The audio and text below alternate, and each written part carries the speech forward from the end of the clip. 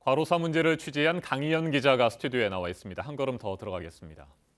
강 기자, 부끄럽고 안타까운 일이지만 우리 사회는 이미 세계적으로 심각한 수준의 과로 사회라고 볼 수 있겠죠.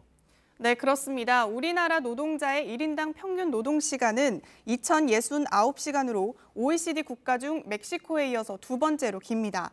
전체 평균보다도 305시간이 더 많은데요. 네, 일본과 비교하면 44일을 더 일한 셈입니다. 고 최하순 씨의 경우도 과도한 업무에 시달렸습니다. 최 씨는 사망 2주 전에 70시간을 근무했고 12주 평균 60시간 이상 근무를 했습니다. 산업재해보상보험법상 발병 전 12주 동안 평균 60시간을 초과할 경우 만성과로로 판단하는데요. 최 씨의 경우도 만성과로에 해당될 수 있는 겁니다. 그렇군요. 과로사와 과로 자살에 대한 사회적 관심은 조금씩 높아지고 있는데 이를 해결하기 위한 논의는 여전히 제자리 걸음인 것 같고요. 유가족들이 현재 가장 많이 호소하는 어려움은 어떤 겁니까? 네, 남겨진 유족들이 이제 그 가족의 빈자리를 슬퍼하기도 전에 이 산재 신청이라는 벽을 마주하게 됩니다. 하지만 어떻게 해야 할지 또 산재 인정이 가능한지조차 모르는 무기력한 상황이 가장 힘들다고 말합니다. 유족들의 이야기 직접 들어보겠습니다. 누가 이렇게 산재를 당했을 때 당연히 회사에서 나서서 해주려니 하지, 그게 예우 아닌가라는, 내 발로 나서서 산재 처리를 어떻게 그 절차를 알고 있는 가족들은 별로 없을 거라고 생각해. 저도 역시 몰랐어요. 네, 그러니까 산재를 인정받기 어려운 이유는 입증 책임을 유가족들이 지고 있기 때문이군요.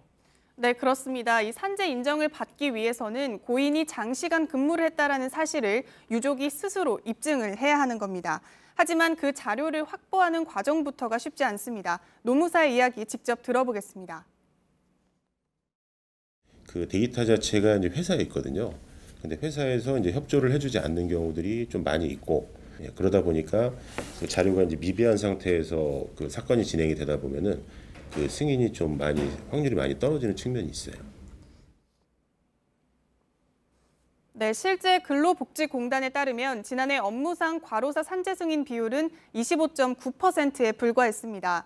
전문가들은 산재 승인이 많을수록 회사에 불이익을 주는 사회 문화를 개선해야 한다고 강조합니다. 네, 산재도 그렇지만 유족들의 정신적, 심리적 스트레스도 만만치 않을 것 같습니다. 그런데 제대로 치유를 받지 못하면서 극단적인 선택을 하는 유족들도 있다고요. 네, 그렇습니다. 유족들은 가족의 죽음, 또 산재 신청이라는 이런 문제들을 신경 쓰면서 정작 본인들의 마음의 병에 대해서는 신경 쓸 겨를이 없는데요. 사실상 한국의 경우 제대로 치유해 줄 수 있는 기관이나 모임이 많지 않습니다. 전문가의 이야기 들어보겠습니다. 과로사, 이거는 누구에게나 있을 수 있는 일. 차근차근 이런 심리치료도 매뉴얼화하고 체계 잡히고 그리고 사회적인 지원도 절실하게 필요한 상황입니다. 네, 이미 26년 전 과로사 유족 모임이 결성된 일본의 경우 3년 전 과로사 방지법 제정 이후에 정부 예산을 받으면서 활동을 하고 있습니다. 특히 모임에는 유족뿐만 아니라 변호사, 교수, 기자 등 다양한 분야의 전문가들이 모여서 경험과 지식을 나누는데요. 우리나라에도 이런 문화가 정착될 필요가 있어 보입니다.